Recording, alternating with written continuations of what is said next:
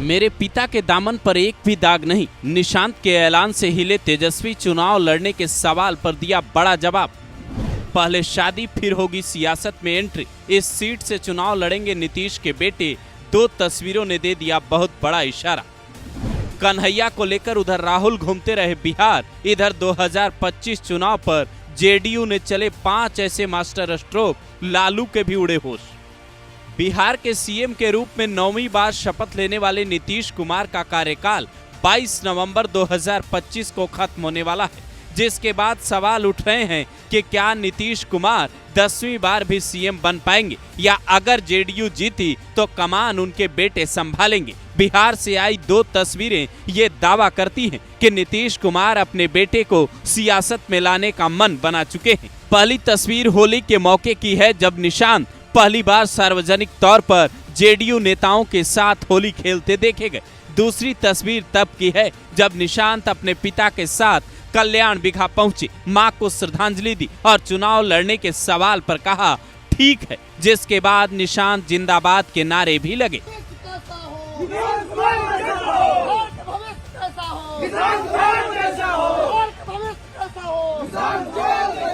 निशांत ने यह भी कहा कि मेरे पिता के दामन पर एक भी दाग नहीं है, जो सीधा सीधा तेजस्वी और तेज प्रताप पर निशाना था। हालांकि साथ में वो तेजस्वी को छोटा भाई भी कहते हैं, मतलब मर्यादा के साथ सियासत में एंट्री लेंगे। जानकार कहते हैं नीतीश कुमार ने अपना पहला चुनाव हरनौत विधानसभा क्षेत्र से लड़ा था, जिसमें उन्हें हार मिली थी। हालांकि दूसरी बार वो जीत गए थे। ये सीट नालंदा जिले में आती है। नालंदा सीएम नीतीश का गृह जिला भी है, यानी निशांत ने यहाँ से चुनाव लड़ा तो जीत मिल सकती है। पर जेडीयू से जुड़े सूत्र बताते हैं 49 साल के निशांत की पहले शादी होगी, फिर सियासत में एंट्री होगी। दुल्हनिया किसी राजनीतिक परिवार से नहीं होगी, तो क्या 4 महीने के भीतर ही शादी भी हो जाएगी? क्योंकि सितंबर अक्टूबर महीने में बिहार चुनाव की तारीखों का ऐलान हो सकता है। इस हिसाब से देखें तो 120 दिन से भी कम वक्त बिहार चुनाव में बचे हैं और इन 4 महीनों में 40 से भी ज्यादा बड़े सियासी खेल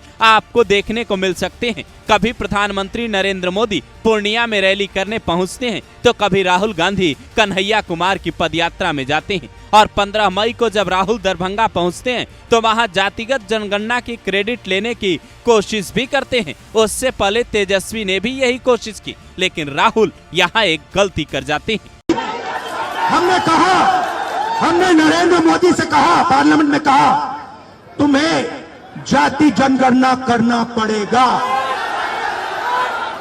हमने उससे कहा कि तुम्हें संविधान को यहां माथे पर लगाना पड़ेगा। नरेंद्र मोदी जी ने आपके दबाव से डरकर जाति जनगणना हिंदुस्तान में घोषित किया है। आपके दबाव से डरकर उन्होंने कॉन्स्टिट्यूशन अपने माथे पर लगाया है।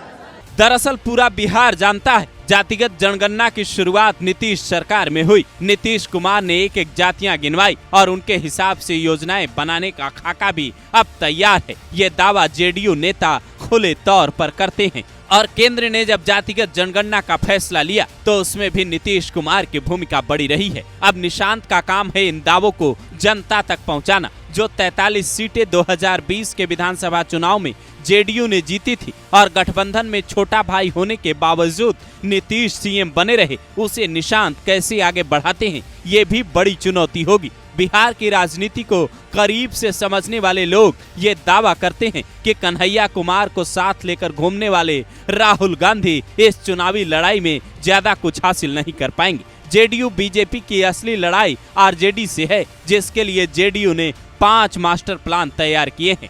प्लान नंबर 1, 92,000 बूथों पर कमेटी का गठन किया गया है। एक बूथ पर 10 लोगों की बूथ कमेटी होगी। प्लान नंबर 2, 19% दलित वोट साधने के लिए भीम संवाद और भीम महाकुंभ जैसे कार्यक्रम हो रहे हैं। प्लान नंबर 3, आधी आबादी को साधने के लिए 70,000 से ज्यादा जगहों पर महिला संवाद कार्यक्रम हो रहा है। प्लान नंबर 4, जो वोटर्स बिहार से बाहर दूसरे राज्यों में हैं, उन्हें वोटिंग के दिन घर भेजा जाए ताकि वोट प्रतिशत बढ़े। प्लान नंबर 5, लालू राज और राबड़ी राज वर्सेज नीतीश राज में अंतर दिखाकर जेडीयू का वोट प्रतिशत बढ़ाया जाए।